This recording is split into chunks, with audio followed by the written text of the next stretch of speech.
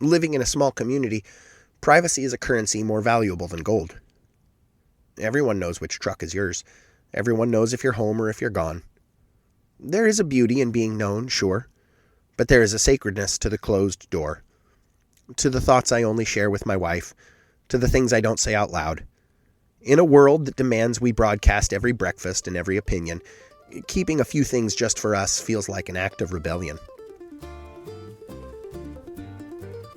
I'm Nick Walton. I'm a coffee roaster, I'm a dad, I'm a husband, I'm a wee little farmer, and I cannot stop thinking about the invisible scripts that run our lives. You're listening to The Values Sort. This is a field guide to the values that shape the patterns of thinking and behaviors that end up shaping our entire lives. This is Essay 23, Privacy. Let's get into it. This is the last card in the section labeled Self-Direction, and honestly, I have some big feelings about it. None of my 5 chosen values were found in this self-direction section, and having taken some time to reflect on them, I think that fact checks out. I'm just not a very private person. I am happiest, as I've mentioned, when I'm part of a larger whole. There's nothing that I can readily think of that I wouldn't discuss with a friend if it seemed beneficial. Sex, poop, money. I'll open up and be honest with you if you need me, and I'll do it with a happy heart. So it's hard to write about privacy because it's not really a language I speak very well. But again, I am led to think of others. Do I think other people should have the right to a personal, private sphere? I do, very much. I can keep someone else's confidence. But I think privacy is often used as a code word for secrecy, and that gets very sticky for me. Secrets are, in my experience, like TNT. They are powerful, they build pressure, and eventually they explode. I've carried secrets, things I've done or said that make me ashamed now. When I was young, I stole. Once I stole a Kit Kat bar. My parents drove me back to the store to confess. I was humiliated. Once I stole $250 from a friend. I just picked up his debit card off the counter. I walked to the ATM and I took it. He trusted me enough that I knew his PIN number. Here's the kicker. He was the friend who would eventually set me on my coffee path. We laugh about it now. He got his money back. But it was a core betrayal.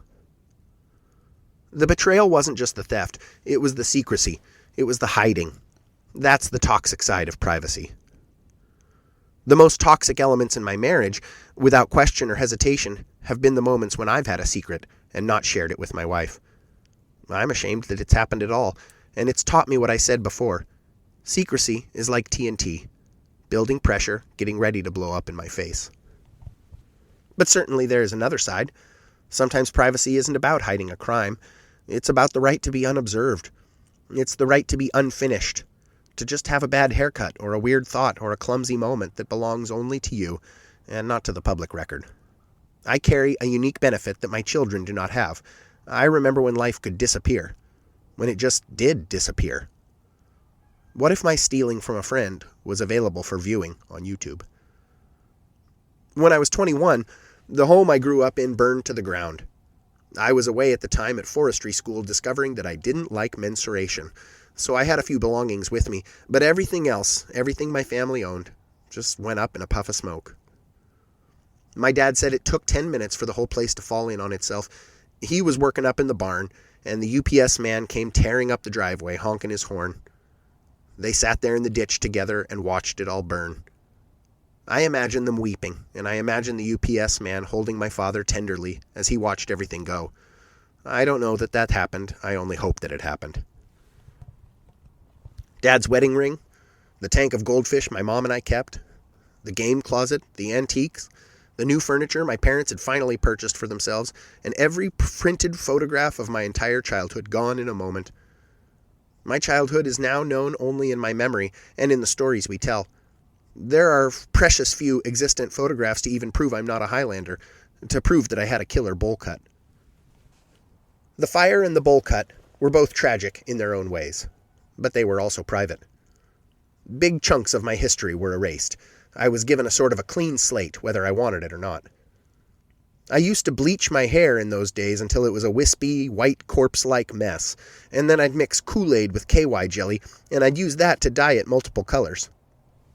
But you'll never see that. It doesn't even exist anymore. Maybe there's a 4x6 photograph in some former youth group or scrapbook somewhere, but you'll never see it. I watch my children growing up now, and I realize they will never know that kind of impermanence.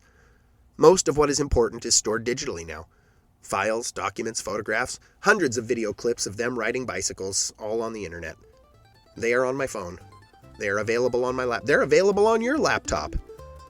I think about what I'd take out of the house with 60 seconds notice. I think I'd get my family and my dogs out of here, and I'd call it a loss.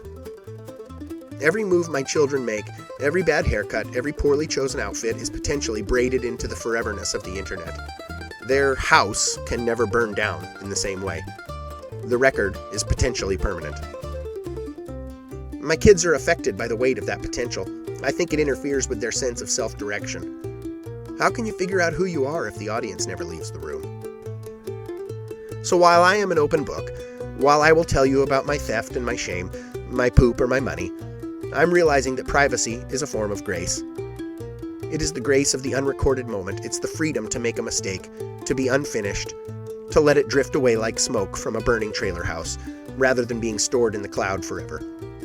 It's the reason I try not to mention their names or show their faces on the internet. We need the right to be unobserved because a seed needs a little darkness to sprout.